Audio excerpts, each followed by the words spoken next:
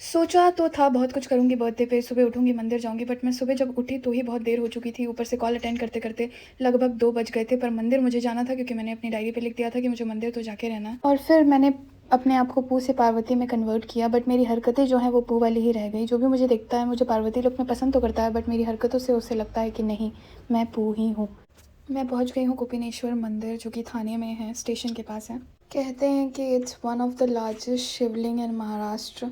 डरो मत, मैं कोई मंत्र नहीं मार रही हूँ, मैं ओम नमः शिवाय कह रही हूँ। 12 राशि के हिसाब से 12 ज्योतिर्लिंग। मंदिर प्रांगण के अंदर और भी बहुत सारे देवी देवताओं के मंदिर हैं।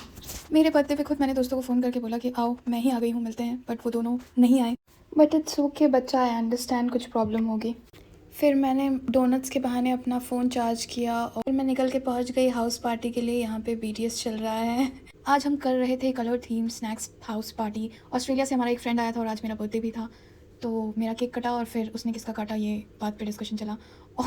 और ये लोग मुझे भाव नहीं दे रहे थे और फिर फाइनली मेरा केक कटा। इन लोगों ने मुझे थोड़ा सा भाव दिया और फिर ये मैं ओवर एक्टिंग करती हुई। भगवान मुझे सब दे और मैं हमेशा खुश रहूँ।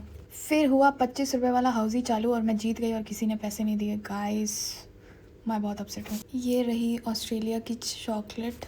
मैं सिर्फ चॉकलेट की बात कर रही हूँ, हम लड़कियाँ मुंबई से ही हैं, मैं तो मुंबई से हूँ भी नहीं। क्या था रेगिस्तान। कैसा था रेगिस्तान, कैसा था? पूरा पूरा एकदम सैमसंग था। सैमसंग लास्ट वीडियो में जो हो रहा था वो हम हर नए मेंबर के उससे हम भापते हैं कि ये टीम में रहने लायक है या नहीं।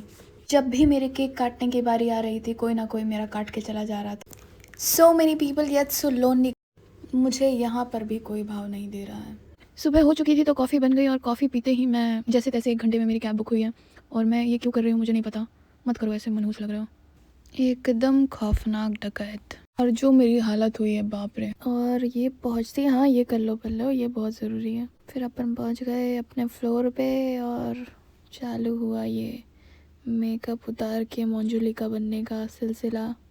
मेरे लिए कुछ चीज़ मेरी ज़िंदगी में बहुत मायने रखती हैं, जो कि एक है 6 से 8 घंटे की रात की नींद, रात को बिना मेकअप लगाए सोना। मुझे मेकअप यूज़ करना भी नहीं चाहिए क्योंकि मेरी स्किन ओवर सेंसिटिव है और मुझे बहुत एक्ने इश्यूज़ वगैरह हैं और मैं बहुत स्ट्रेस भी लेती हूँ, जो मुझे नहीं लेना चाहिए। तो मैंने स्ट्रेस कम करने के लिए अपने आप को बिज़ी रखना चालू किया है कि मैं बिज़ी रहूँगी तो मुझे स्ट्रेस नहीं होगा। और मैं डायरी राइटिंग मैंने चालू किया है, जो मैं बहुत पहले करती थी और मैंने बहुत डायरियाँ भरी होंगी बकवास लिख के, कुछ अच्छा लिख के, कुछ पोइट्री लिख के, कुछ शायरी, कुछ। बट अब मैं वो सब नहीं करती हूँ। बीच में मैंने ड्राइंग चालू किया था, ड्राइंग मैं बचपन से करती हूँ, बट ये सारी चीज़ें कुछ चीज़ें हैं जब आप स्ट्रेस्ड होते हो या ओवरथिंक करते हो तो मुझे लगता है आप अपने आप को बिज़ी रखना चाहिए। जिस तरीके से मैंने आपका माइंड डाइवर्ट किया ये सब बोल के ताकि आप मेरा असली चेहरा ना देख लें। मेकअप उतर चुका है और अब मैं सोने के लिए एक्साइटेड हूँ क्योंकि मेरी हालत बैंड हो चुकी है। 6:20 हो चुके हैं और अब मैं सोने वाली हूँ। 1 कप कॉफ़ी पी के भी मैं अच्छे से सो